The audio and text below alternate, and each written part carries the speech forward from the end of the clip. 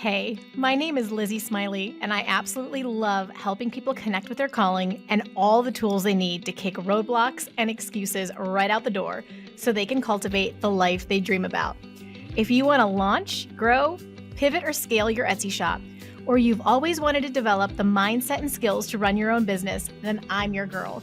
I've had that entrepreneurial spirit going strong since my very first lemonade stand, and now I'm a work-at-home mama with multiple online companies and a full-time Etsy shop, all while being present with my kids for the everyday chaos and most important milestones. On this podcast, we'll talk about all things business, mindset, Etsy, creativity, dazzling our customers, and so much more. There's plenty of room at this table for you, so scooch on in and let's go. I'm holding nothing back. Welcome to How to Sell Your Stuff on Etsy. I'm so glad you're here. Hey guys, welcome back to the show this week. I hope things are going well. I am fired up to deliver you an Etsy FAQ podcast. So, I don't know, how's Q4? What's going on? I'm literally recording this the weekend after Thanksgiving, like a few days before it airs, because it's just craziness right now. And the next few weeks, I'm going to be recording for the next few months. But I wanted to make sure I got this one in here because I've been telling you about it forever and I have not delivered. So here we are. It is Saturday afternoon and the husband has the children and we get to geek out about Etsy FAQs. And I'm going to see how many of these I can get through. I'm excited. But what's so fun too about this episode is it's airing the same day as literally tonight. Not tonight, but tonight when you're listening to this, if you're listening on Thursday, is going to be the AI product workshop. And the more I dig in, the more excited I am. I know it's the wild, wild west, but here's the thing. I'm one of those people who, I have a hair stuck in my sweater. I'm one of those people who tends to play it too safe. And I've been challenging myself for 2024 to I'm not going off the rails, but to take a little more risks because I think back to like the people who jumped on TikTok right away. And I was like, I'm not doing that because I can't dance. And it's true. Or like people who jumped on TikTok Shop right away, or people who jumped on YouTube or blogging right away. And like their lives will never be the same because they got in early. You know, we could really geek out, right? Like crypto, or who bought like Facebook stock or whatever. So my point is AI is the new hot thing. It is super controversial. And I'm the kind of person, I kind of want to like go, you know me, like I've talked about this, right? We're getting ready to buy a farm in the middle of nowhere. This is the exact opposite of what normal Lizzie would do. And that's kind of why I feel like led head on into it. I want to understand. So the point is tonight we're doing the first workshop. I'm going to see how it goes. I'm thinking I'm going to do more in the future about other products. This one is talking a lot about mock-ups. So not just people mock-ups, because that's obviously controversial, although still completely legit. And we're going to talk about that because it's one of the questions I got from you guys. But also like Etsy's thumbnail information, like when they say like what the thumbnail rules are for digital products, mock-ups are completely legit because there's no other way to show them than with a mock-up. And so I'm doing a lot with AI, creating that kind of stuff too, just because I want to make sure I'm covering both. So anyway, it's going to be so exciting. And if you want to come, you can still grab a seat. There will be a link in the show notes for you. You can also buy it after the fact. So if you're not listening on Thursday, November 30th, and you're like, oh my gosh, I want to learn how to create products for Etsy using AI. I'm using Midjourney mostly. Then by all means, you can grab a membership seat to see the replay. It'll be available. And I'll probably do more in the future. So it's exciting. I'm energized. I'm putting all the stuff together right now. But we'll talk about that a little more later. Let's jump into the FAQs you gave me. I have no idea how many we'll get through, but we're going to try. And if I didn't get yours and you want to hit me up via email or you want to get on the list for next time, I typically do these twice a year. So I love taking care of y'all and answering your questions. I'm just going to dive right in. I don't think I have any other housekeeping. So let's just dive right in and get some questions answered. The first one says, oh, can you cover this in the FAQ episode? Yes, check. Are Etsy sellers liable if someone enters a trademarked phrase on a custom t-shirt or other product? I'm new to Etsy, 3 months, only 2 sales in this marathon venture. Okay, so this is a legal question. I'm going to give you my opinion, but nothing in this episode should be construed as legal advice. I am not qualified to give you legal advice, nor are we in that relationship. So I Like, trust me as far as you can throw me, maybe. This would be a great question for Paige Holes, who coincidentally I'm talking to on Tuesday. It's too bad this was reversed. But here's the thing. I am a rule follower when it comes to someone else's intellectual property. So I don't care if it was my idea or my customer's idea. I'm not going to do it because I don't want to make money off of someone else's intellectual property. Just like I don't want someone else to take the hard work that I've done and rip it off and go make money off of it. That's breaking the law. So if you are producing something that is, also let me add this in. Recently, Printify has been starting to take down those listings within Printify because they're legally obligated as well. So you may not even get away with it that way. You might say, well, I would never get caught. Is it really that big of a deal? Yes, it is, because if that person were to, for some reason, post a picture or leave a review or something, you could have markers on your account that you broke the law. So I don't know who's technically liable, potentially both of you. I do not know, but I wouldn't do it for those reasons. And I hope that helps. Matthew, thank you for the question. Number 2, I need a step-by-step. Do I sign up for Printify account, then open Etsy shop? Or where should I start? What order do I sign up for things? You bring up a bunch of sites to use, but not what to do first. I already have products ready to go. Okay, so the best thing to do is to open the Etsy shop first. Why? Because there are several little setup things that you need to do. You need to create like your about section and your banner and everything. Get all that ready. Create your Etsy shop, and then you go to printify.com or printful.com and you create your account there. And within there, they will have a place where you can sync them together. And you could also initiate that on the Etsy side. So you're going to create them after the fact. So Etsy first, Printify second. Honestly, my guess is there's 1,000 YouTube videos that would show you how to do that if you just want to know the clicks. Plus, probably Printify has instructions in there as well. So I hope that helps. Etsy first, Printify second. Number 3, I would like to hear some paying yourself and maybe some tax tips. Okay, so we did an episode on this where you're going to hear from an actual licensed accountant, which this is not my strong suit. You do not want me to advise on this. So episode number 63 of the podcast was with Sara Verheyen, who is an accountant, and she answered so many great questions about this. Just a couple things, and again, I guess I already disclaimed this podcast is not legal advice, but a good thing to do is to have a separate business account for it, and then to have some kind of amount that you pay yourself regularly, but you want to make sure that you're not going into the red, right? You're going to want to make sure you keep a buffer over there. You also are going to probably want to link that same account to your Etsy payments, like for if a month that you're in the red there. But you wouldn't want me to give you tax tips. So I would listen to Sara and you will get kind of think exactly what you're looking for. But you can pay yourself weekly, bi-weekly, monthly, quarterly, however you want to do that. Just make sure you've got a separate account, and that's about as far as you're going to want my advice for. Okay, next up, this is like 4, 5, 6, 7 kind of thing, because I had so many people asking social media questions, and I thought that was fascinating. I was super excited because my background before Etsy, I was a social media manager. So this was so fun. So I'm going to read through a few of these and then talk about them a bit. But here's the thing. We have a social media expert. So the bottom line with social media is it changes a ton. It changes constantly. And I don't personally keep up with that anymore because I'm keeping up with Etsy and with you guys and all of that. So if you want more specifically on social media, go to episode number 78 with Julie Oxendine. She's the person I go to for all the updates. In fact, I am in, and you can be too, in her monthly social media coaching group. It's extremely reasonable and extremely valuable because you go in there and not only is she doing like what's relevant right now and constant teaching and reviews and personal help there in the Facebook group's incredible, but she has a huge library of recordings that she keeps updated for what to do on every single platform. So if you're just like, well, I do well on Facebook, but I don't understand Instagram. I can't get that to work. She's got like a training video for Instagram to tell you because each platform's different. She's got over 1 million followers on the various platforms. She's killing it. So that is what I would do if you really want to get into the weeds and get some good strategy on social media.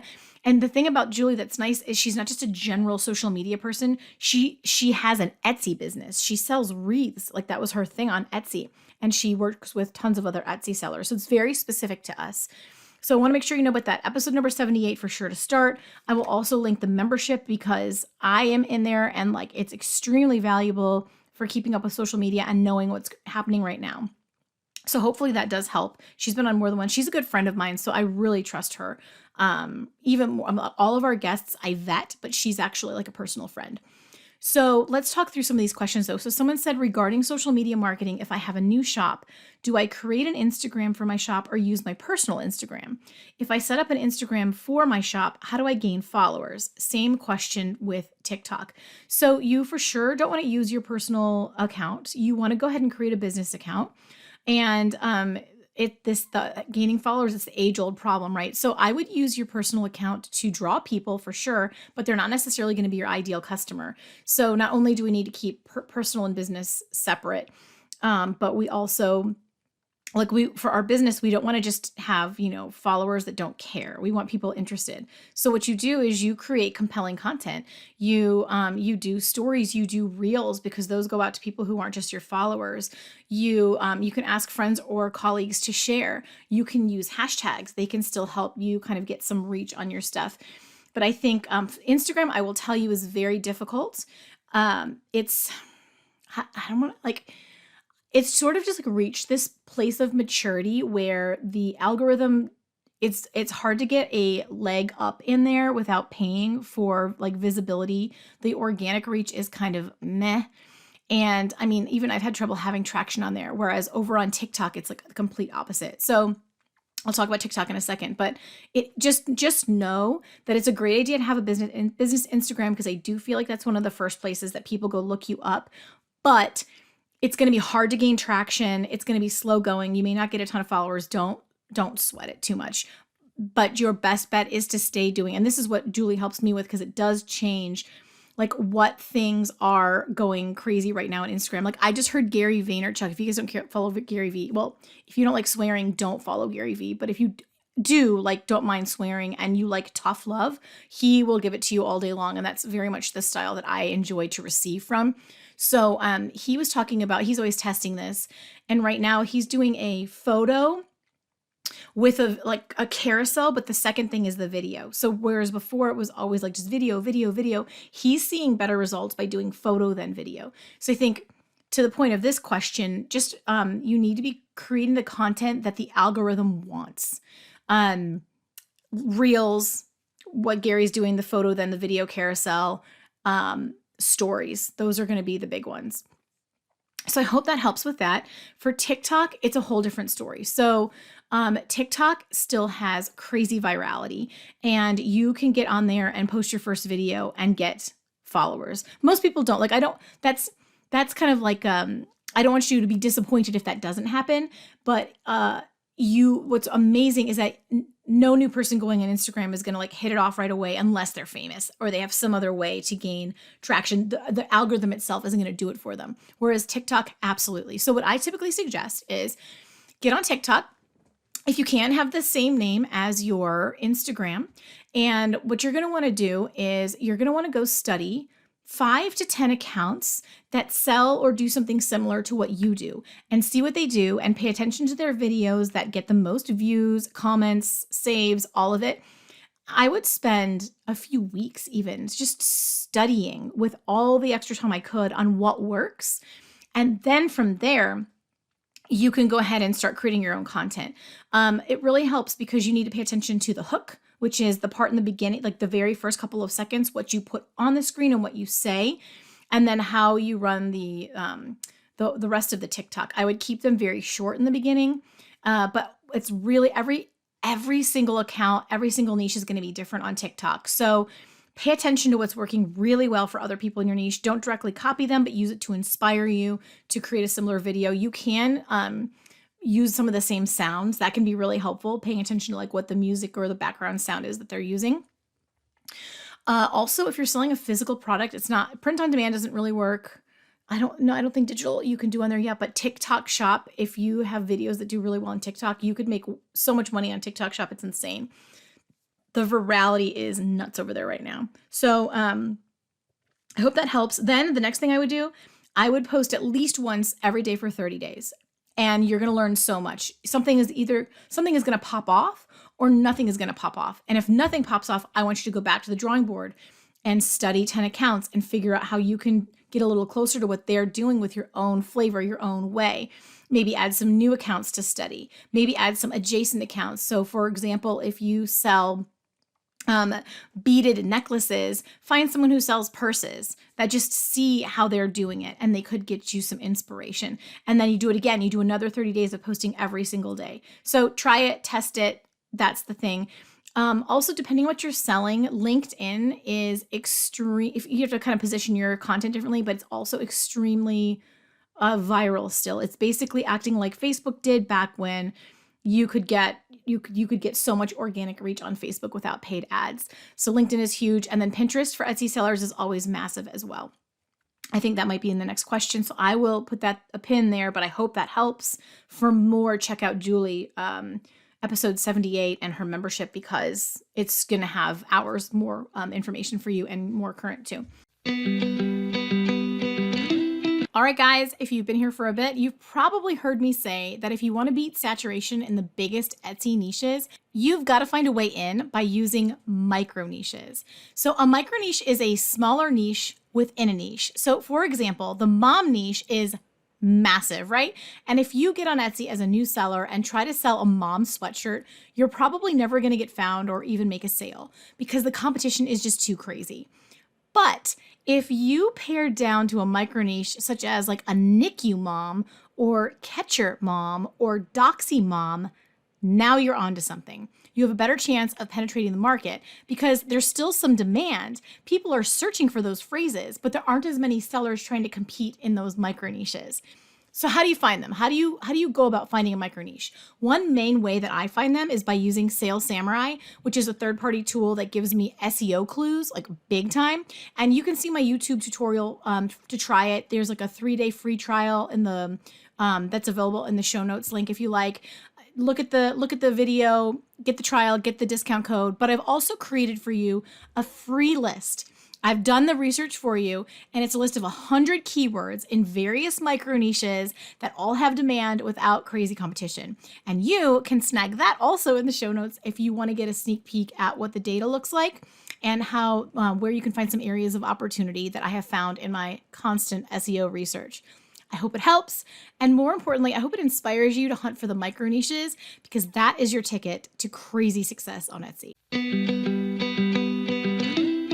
The next one was, with social media, I struggle to even start. With Pinterest and Instagram, should I do an out-and-out advert for my online store and Etsy products, or should I show a few of those products with ideas for using them?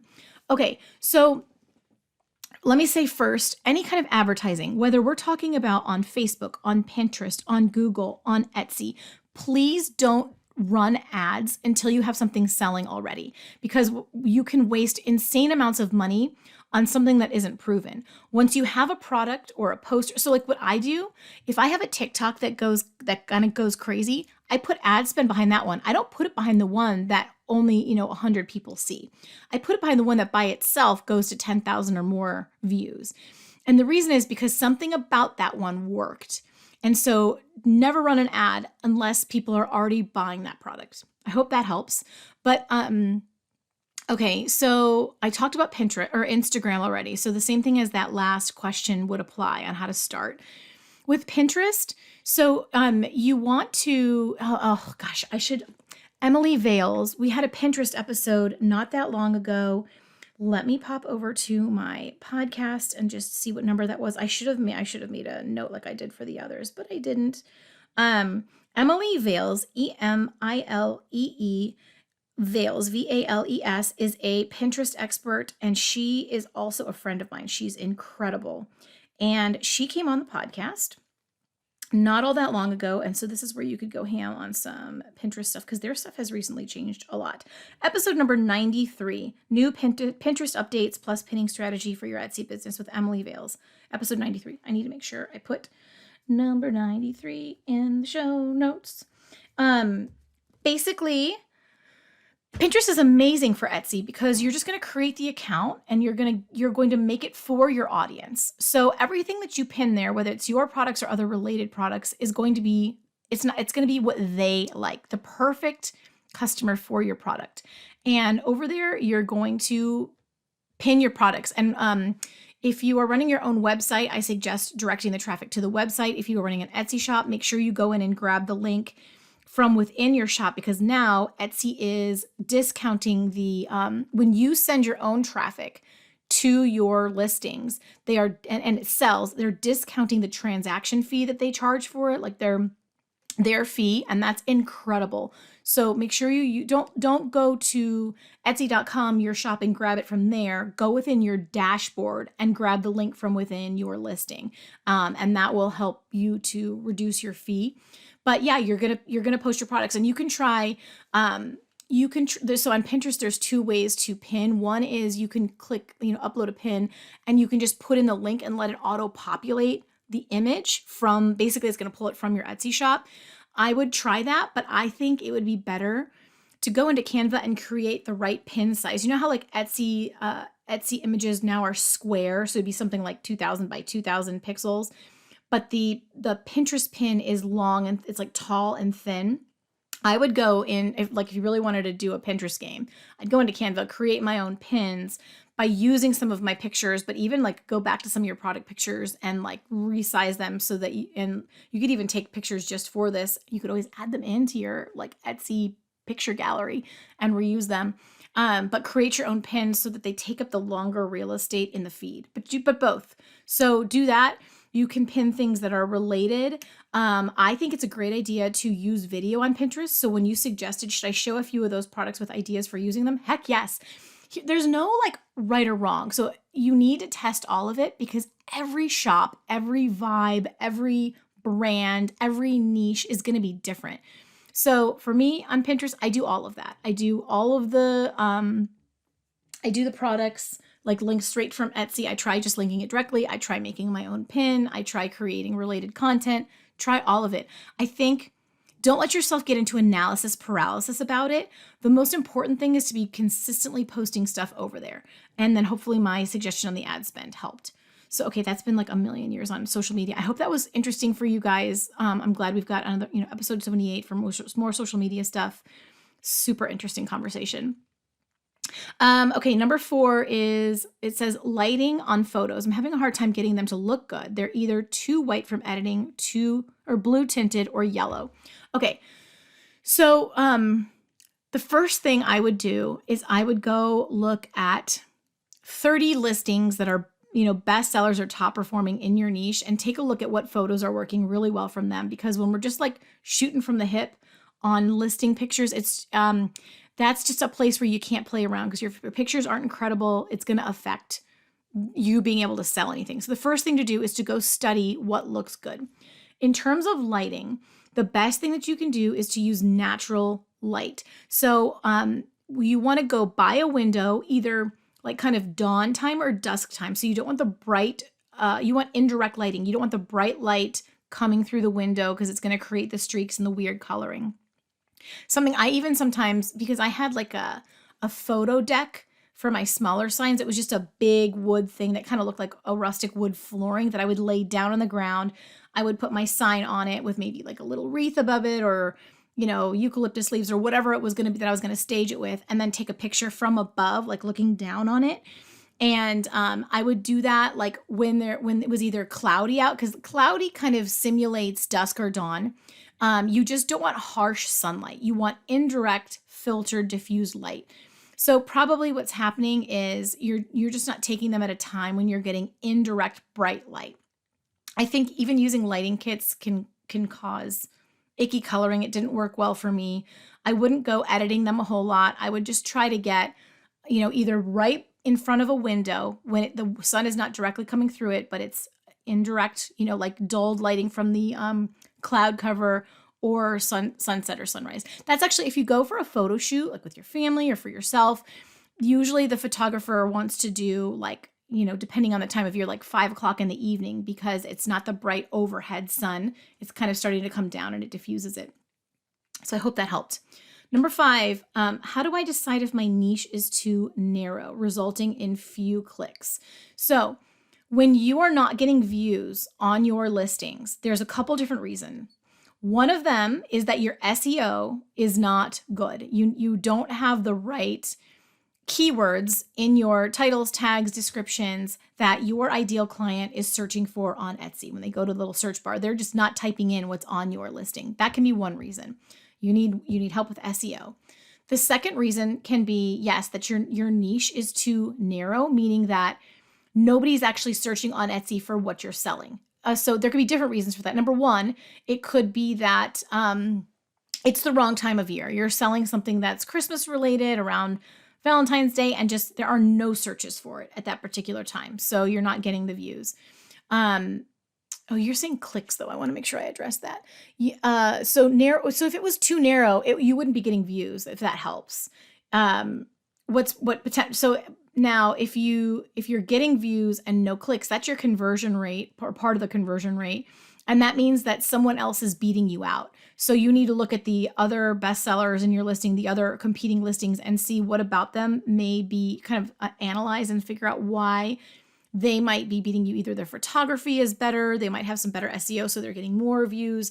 They might have a better price or turnaround time. They might just already have like a bestseller badge or something, which automatically draws a shopper more likely. Like you'd have to have some edge, like on the pricing or something, to beat out a bestseller badge, or your image is just one that's going to attract a different audience. So too narrow. One thing you could do too is you could use Sales Samurai or Everbee and go in and see how many searches it's getting a month. And then if you're in if you have Sales Samurai, you can see how many searches they say they have a month, and then you can also go in and see how many competing listings there are for it. If you use Everbee instead, you can see how many searches there are, but then you can look at the top of the search results on Etsy. The top upper corner is going to say X number of results, including ads. So it's kind of a behind the scenes way to see what the competition is for a particular keyword.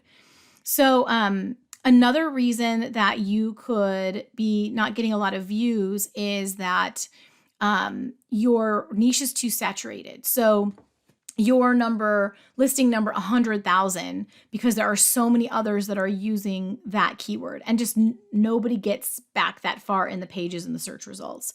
So, but again, clicks, if you're getting views but not clicks, then there's something about your listing that you need to evaluate, because the competition is beating you out. So I know we went down rabbit holes there, but I hope that helped. The next one says, can you give us the basics of setting up a digital product listing? How to create a PDF with links when your digital product itself is too big for Etsy. So what I do is I go into Canva and I use the option to create a PDF, and I kind of, make it as simple but pretty page with my own branding. And then I'll have some instructions on there that I type up in Canva. And then you can use one of the Canva text boxes to create a live link. So I just copy, what you're going to do then, let's see. So you can do this a couple different ways. This is a great question. One of them, if you're using actual templates within Canva, so let's say you're selling something and they need to use your Canva template so they can edit it, you're going to actually, within that Canva item, you're going to be able to create a template link. So when you go to export or download, you click in the upper right hand corner of Canva.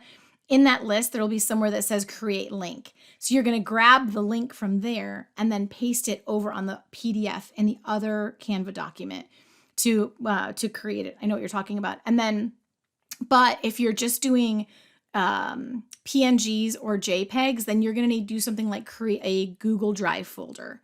And on the PDF within Canva, you're going to put a link to the Google Drive folder in there. Make sure you pay attention to the settings on that. You want them to be able to view only and not edit, or the people who go into the folder are going to delete everything out, and you're going to be constantly going back and forth. You're going to have people being like, there's nothing in there. So make sure you pay attention to the settings on the Google Drive folder. And for those of you who this just all majorly went over their head, don't worry about it. This is not, unless you're having a problem selling digital products, you don't need to worry about this. But I hope that helps. So PDF with links, you either, for PNGs and JPEGs or any kind of flat image like that, you need to use a folder, Dropbox or Google Drive or something like that people are familiar with, or you're going to use a template and you're going to grab the template link within Canva from the other file, the other project in there where you created the template. Number 7 is, how do I get an audience? If you are referring to on the Etsy platform, like how do you get, because if it's social media, we've covered that earlier. If you're talking about on Etsy, so the marketplace is designed with an algorithm that is, it's a search engine. Etsy is a search engine, which means the majority of people find what they're looking for because they come to Etsy.com, they go to the search bar and they type exactly what they're looking for. And then the platform gives them a list of results that are related. That's where your SEO or search engine optimization comes in, because those related keywords, like if you have in your titles, your listing titles, as an example, the same words that the person searched, then you would be somewhere in those search results. So ideally, you want to use the organic traffic of the marketplace, and your listing is set up correctly so that you are found when someone is searching for your item. If and when that doesn't work, you're looking at paid ads, which again, I don't suggest on Etsy unless you already have something that is selling, or for a fact it will sell, which unless you're a very accomplished entrepreneur, and here's the thing. Sometimes I'm willing to kind of take the risk. Sometimes even I'm wrong. Like I'll put ad spend behind things that I haven't sold before, and sometimes it works and sometimes it doesn't. I don't recommend it. Only run ads for an amount of money that you're willing to lose, is my point. So those would be the main ways. And then, or to get an audience or to get customers on Etsy, you could drive your own traffic by using Pinterest, by using Google ads, by having social media accounts that drive traffic to your Etsy shop. The next one says, how to write an interesting about me section. So this is a great question. And I personally think that the best way to go about this is, do I sound like a broken record? I'd go look at 5 to 10 of shops that are doing really well within your niche and take a look at how they've done it. And again, we're never doing this to copy. We're doing this to get insights about what converts. So a lot of times, like the about me, coincidentally, it needs to be more about your shopper than about you. So it shouldn't just be your biography. A little bit of that is great. I think it's wonderful to learn a little bit about the seller and how they got into what they were doing. But you don't need to talk about, unless it's directly relevant, your parents got divorced when you were a kid, and so da da da da da or whatever, or I'm trying to support, my kids through college, unless that's, directly relevant to your product. But I think that people are more looking for a charming maker story. And it needs to be more about how you love and serve and care about your customer than it should be about you. So I hope that helps. And again, the best way, because every niche is going to be different. I'm even testing a shop right now where I don't have an about section, just to see, because I always say when you're starting, and I'm willing to take the risk, right? I know how to make a shop profitable. I'm testing it without an about section just because it sort of vibes with the brand I'm trying to create.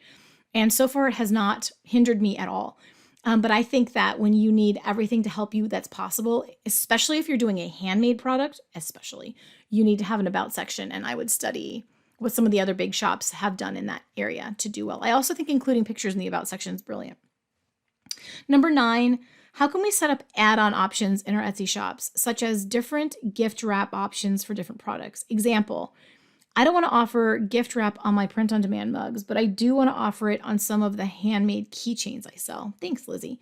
Okay, so that's kind of sticky because you're going to end up occasionally dealing with an issue. What I would do is I would create a separate listing, as an add-on. I would have a separate gift wrap listing, and a couple things you could. So most people don't read the product descriptions. Make sure you have a graphic in your, this could kind of help. Put a graphic in your photo gallery saying there's a, basically would you like this gift wrapped ? Look in the product description for a link to the wrap, to the wrapping listing, and you can add it on. Something obviously a little more eloquent than that, and with a pretty picture, maybe even of the item gift wrapped would be brilliant. So if you could take a picture of that and then add your text on it, that would be a 10 out of 10.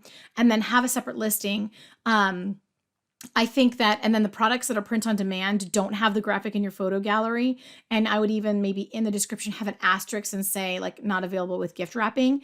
And then on the off chance that sometimes it comes through with the gift wrapping add-on, you're just gonna have to reach out to them, refund that part of it, and just explain, I'm so sorry, like this is coming from a third party, provider that helps me make these. And so I'm not able to offer gift wrapping on this. But unfortunately, there's no way to just, the best thing to do is to advertise within the listing. You could get kind of creative with a personalization field on that, because the personalization can be optional. So you can say on there, even adding a personalization field on the ones that you want to add gift wrapping. And you could say, would you like this gift wrapped? Like look in the description for the, for the link to the gift wrapping add-on. That's another way you could go about it. So hopefully one of those ideas works well for you. It's not going to be a perfect fix though. Okay, I've been looking forward to this one. Number 10, they go, and this isn't why I'm looking forward to it. I'm looking forward to it because of the subject matter, but they go, I just love you. Have to start there. LOL, I love you too. But I started print on demand and did not excel. But then I started a mock-up shop with AI. I'm only in my second month and on track to hit $10,000 in my second month. What? She said, they said that. I don't know that it's a she. But I'm seeing all the chaos within the last 24 hours about print on demand. Not allowed to use mockups. I need more info. Please and thank you for all the things. You're the best. Okay, so first of all, if you wrote that and you are listening, I would love to talk to you. You obviously, there's no pressure, but if you want to send me an email, LizzieSmiley@yahoo.com, LizzieSmiley@yahoo.com. I would love to do a little Zoom chat with you because the way I've been geeking out about this and would love to hear your story. I promise I'll protect you. I will not take advantage at all. I would just love to talk. Like we're just playing in the same pond. So that's amazing. I would love to talk to you if you're listening and you have any interest in chatting with me. So that being out of the way, there's like so much context that I need to give you guys over this. Oh my gosh, we're only on question 10. I'm like 35 minutes in. This is classic Lizzie. So also, guys, this is why I'm playing with AI and with mockups of all different kinds, because this is now the 5th story I've heard like this where someone started this year, just a few months ago, and they're making things like $10,000 passively because it's a digital download. Are there risks? Yes, the AI laws are changing every single week. We don't even know what they're going to be yet. It's very possible we're not going to be able to copyright or trademark anything that we create. There could be issues about other artists being like, this is too close to mine. It's risky. But to be honest, like using a Canva graphic is risky. So it's just, to me, it's like all the same. We've just got to keep an eye on it. If you are unfamiliar, my guess is this person got some of their information already. However, it just changed again this week. So I'm really excited to share what I've got there. Let's see. Back in October, there were a flurry of shops that were shut down and they couldn't. And as you guys know, a lot of times Etsy doesn't say why. They don't share. I need to take a drink of water. My apologies. Just do the do song for a second. Okay, thank you. A flurry of shops got shut down. They could not ascertain why. For some reason, people jumped to the conclusion that it was because of their mockups. It was like there was something about that they thought it must be this. And then people started digging into the thumbnail rules for Etsy about what you can use for pictures, and you could kind of interpret it either way. It doesn't explicitly say you can't use mockups, but it has other language that makes you go, I wonder. So it was this whole huge thing, and we were waiting for days to get any answers. And Printify was one of the best resources because they've actually got ins at Etsy. They've got contacts there that they were talking to. And so we were waiting for Printify to give us an update. Like basically for a few days there, it was like you can't use mockups and be compliant on Etsy. There's a pretty big YouTube channel. It's escaping me right now for Etsy, and they were able to get an email back from Etsy Legal. I'll link it for you. Let's see. Etsy YouTube legal video. Of course, all this is in flux again. You guys are just it's exhausting. So, but the bottom line was, and I did a bunch of TikToks and videos and things on this at the time. The bottom line was that Etsy came back and mockups weren't the issue. So they were basically like, Etsy didn't come back publicly. They came back to this YouTube channel and they came back to Printify. And so we're getting it secondhand, but from not just from any Tom, Dick, or Harry, from people who have relationships with Etsy. And like, obviously Printify needs to know what's compliant and what isn't, because that's what they do. They integrate compliantly with Etsy. So it's this whole thing. So basically it was like, you can use mockups so long as they properly represent the product that's being purchased. And that the shutdowns were unrelated. It had more to do with like, they weren't disclosing a production partner, which is important, or trademark reasons or whatever. And the whole thing kind of quieted down. And then now, just like, was it yesterday or the day before, Printify posted another thing in their Facebook group. The Printify POD Rockstars is a great Facebook group. Is there like crud in there and some negativity? Yes, but it's not, because Printify is moderating it a bit. It's not as awful as some of the other Etsy Facebook groups that, by the way, like literally in January, I'm launching my own group and it will be super helpful. It will be super positive, and we will kick out anybody who breaks any rules, because I will not put up with the negativity and the ugliness and the judging and the meanness. You're just going to get axed. So that is, I know I've been talking about it for months. January, it's coming. Maybe sooner if I can get all my ducks in a row. So just keep your ears and eyes peeled for that. I'll probably announce it on Instagram first at How to Sell Your Stuff if we're not connected there. I digress. Printify POD Rockstars is a great Facebook group. They posted this in the last 24 hours. Hi, Rockstars. So in the last few days, we've been talking to our friends at Etsy, and they've shared some information with us regarding how they are filtering listings and in some cases removing them. This is more about like your listing getting taken down rather than your shop getting shut down though. We know that Etsy are using AI filters meaning their bots that are making these decisions are AI driven, which is how it's been for years with them now, to remove, it's not related to AI products, to remove products that are also listed on Temu. And they're also using filters to suppress the visibility of items that are non-handmade. Etsy also have also publicly said that quote, made by the maker is at the heart of their brand. So we expect this defense of their positioning to continue. Our advice from our partnerships team is to, 1, whenever you can, use unique mockups. 2, especially avoid using mockups that can be found on sites like Temu and Shein.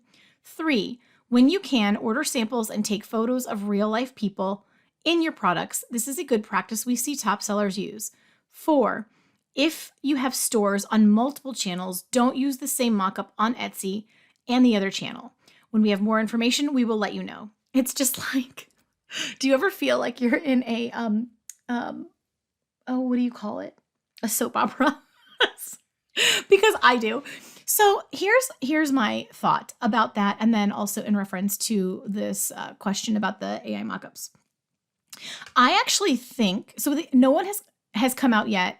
Etsy's not made a statement. This is as of today, as of November 25th, 2023, because AI is changing constantly.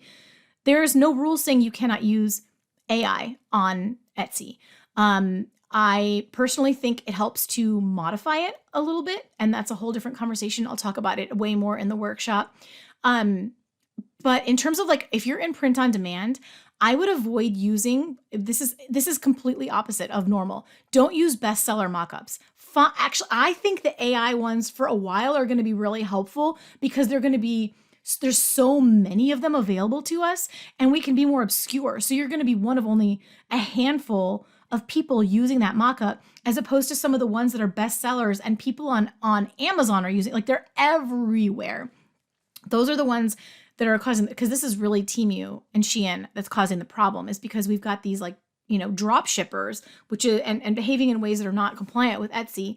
And that's what's getting it flagged. So you're actually better off. And something, with the AI mockups, this is just something I've started playing with that I think will be interesting. When you use them, crop the face off. Like some of the best selling like mockups out there from the big shops, don't use unless the mockup seller states that you can't do that. And sometimes they do say you can't modify it at all. I don't have that rule in my shop. But you can, if and when you can, crop off the head, like kind of at the neck, or look and see where it looks good. Does it look good? Like cropped at the neckline, at the lips, right below the nose, something like that. So that it looks less AI. I think that will help. But Bottom line for this question asker, we don't know. There's still nothing that says we can't use mockups at all. I think that if you're a print on demand shop with thousands of listings, it's not going to be practical for you to order samples of everything. You could make your own mockups. You could order blanks of the shirts that you sell most commonly, like colors and sizes, and then use that to make your own mockup. But I still actually think that so long as this is my only issue with AI mockups for clothing, it's very hard to get them to look just like the shirt. So when I'm playing in Midjourney, I have to make all of these tweaks, and I often have to throw out ones that I was really excited about because I can't get it close enough to the shirt. It needs to look like the actual shirt. So I think in terms of this question asker, I would keep going, but watch the rules, watch the laws. So far, so good. I think that you've probably seen a hit in sales and may continue to. I encourage you to venture into other types of mockups, because it's working great for me, and we're allowed to use any seller on Etsy is allowed to use a mockup for a digital product. Just saying. So I will keep you posted. I've been doing most of those updates. Actually, I haven't done this one yet though, on TikTok and Instagram and all of that, because I'm able to do it more real time. These podcasts are usually recorded months in advance. This is like a fluke, or weeks in advance. So yeah, hopefully you and I will get to chat. Hopefully this is helping a bunch of other people. I just don't think you can order a sample of every single thing unless you are very niche. Make your own mockups, choose mockups that are not as like they said, avoid the really popular mockups, use unique ones. Or create your own. You could come to you may not want to sell mockups. You could come to or get a seat in the workshop just to learn how to make your own. And then you can crop it or do whatever you want with it. So I think it's worth its weight in gold. I've been using a lot of my own in my own print on demand shop now as well, because I can create exactly what I want. I can create whatever vibe I want. So, oh my gosh, the way I could talk about that for the next 10 years. So interesting. The time is flying. Let me see how many more of these I can cover. Okay, if you guys have been listening to me for more than 20 minutes, you've probably heard me talk about the 3 most important components of a successful Etsy shop. So number 1, a product that people are actually searching for and buying right now. Number 2, beautiful product photos that stand out in the search results.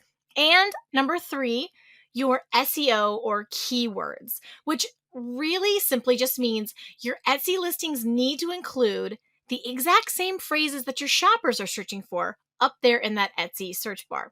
In fact, even if shoppers are buying your product like gangbusters from other shops and your pictures are like the quality to be on the cover of a magazine, if you don't have your SEO nailed and those perfect word phrases all throughout your Etsy listings, shoppers will literally never find you. So wait, don't feel discouraged. I've got you. I want to let you in on my secret weapon for SEO on Etsy. It's a website called Sale Samurai that mines all of Etsy's shop and listing data so that you don't have to. Thank you.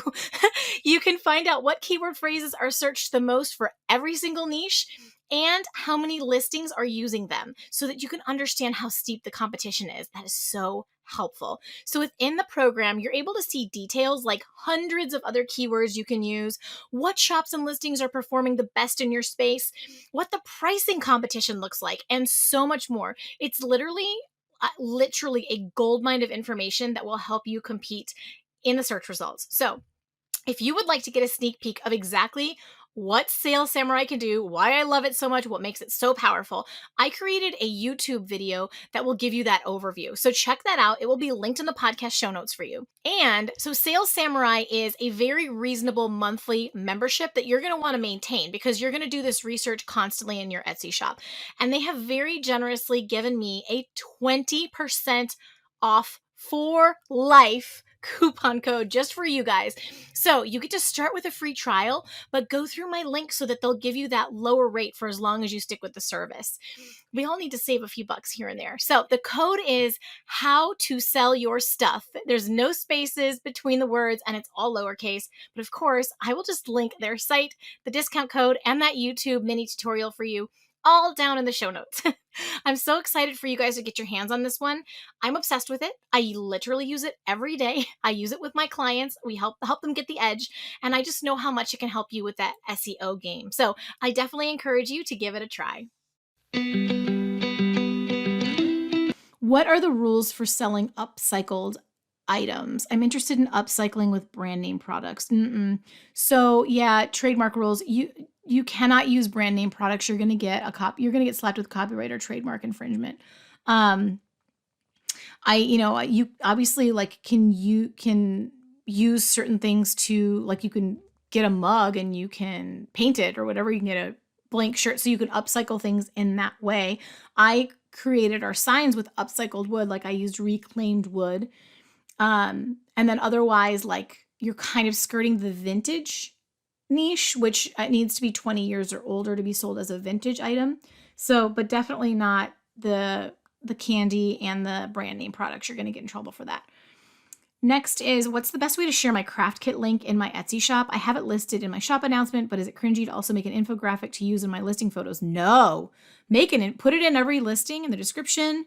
Put it in the infographic. Absolutely. Because here you need, make it look cute. And if you're offering a discount or something like that, that's awesome. Like, whether it's for a future order or for maybe like some kind of, digital freebie or something like that, I don't think it's cringy at all. I think that, here's the thing you have to remember.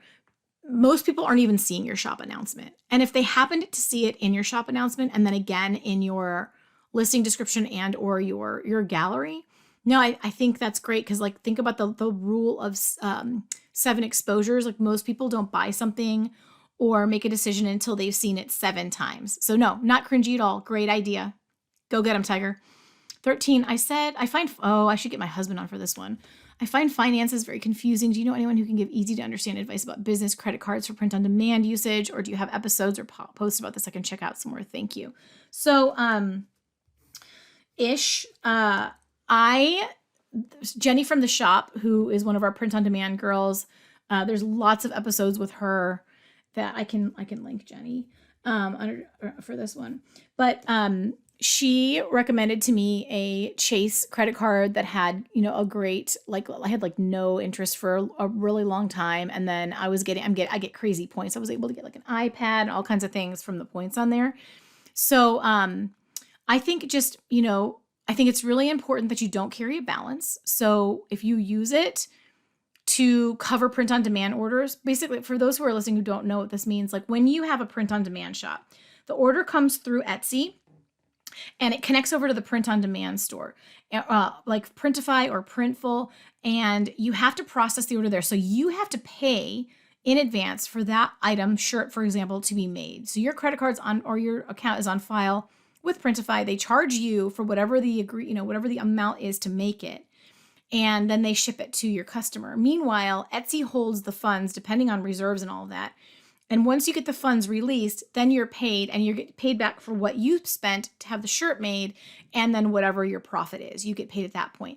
So it's really helpful to use a credit card for something like this rather than to have it coming out of your bank account all the time, because it's kind of there's this temporary gap, which, here's the thing, people go crazy about this, but think about any store, any business. If you go to Old Navy, they had to pay to have those products made at some agreed upon price for bulk or whatever. And then when they sell it to the customer, they recoup the cost for that one item. And I understand that they have way more money than us and all the things, but the point is, this is just basic business. Usually you have to front money to get the basic product, and then, you get paid back. You make that money back, hopefully, once. That's the nice thing about Printify, at least. You only pay for it to be made once someone has ordered it. You don't have to sit on the inventory. It's actually amazing. So I can link the Chase credit card that Jenny uses, that I use, and you can see about that for yourself. But just don't carry a balance. As soon as Etsy pays you, pay it off so that you're not, affecting your credit. If you can get one as a business under if you have an LLC. Again, not legal advice, but for sure you want to try to do your banking and get a business credit card instead, so that it's not connected to your personal finances. But apart from that, I'm not sure what else we can cover. to give easy to understand advice about business credit cards. Yeah, so I will link that one. I think it is good.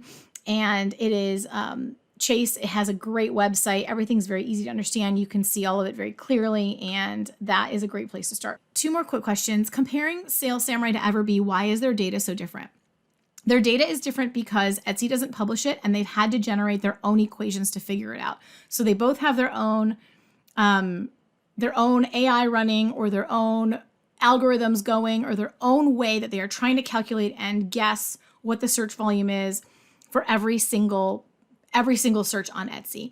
And there's no way for them to tabulate that other than to try to create their own algorithm. And so, yes, they are both often quite different.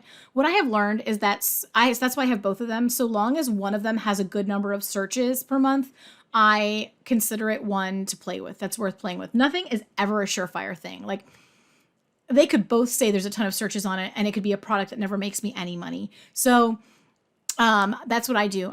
So long as one of them has a decent number of searches, and that that's all relative. Okay. So in some niches, a decent number of searches is 100. That would have been me in the sign shop. I would have for sure, something that had 100 searches a month.